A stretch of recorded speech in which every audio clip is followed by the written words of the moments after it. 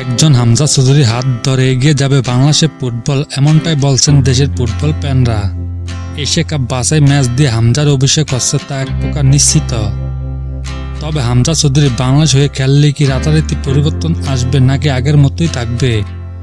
বাংলার ডিফেন্ডার বর্তমান নিজেদের সেরা ফর্মে নেই। দলের অভিজ্ঞ ডিফেন্ডারের মধ্যে কেউ ধারাবাহিক পারফরম্যান্স দেখাতে পারছে না। শেষ কয়েকটি ম্যাচে প্রতিপক্ষ সহজে বাংলাদেশ রক্ষণভেদ করতে পেরেছে, যার ফলে দল অনেক গোল হজম করতে হয়েছে। বিশেষ করে সেন্টার ব্যাক পজিশনে অভাব লক্ষ্য করা যাচ্ছে। প্রতিপক্ষ যখন আক্রমণে ওঠে তখন ডিফেন্ডারের মধ্যে যোগাযোগের ঘাটতি দেখা যায়, যার ফলে বিপজ্জনক সুযোগ সৃষ্টি হয়।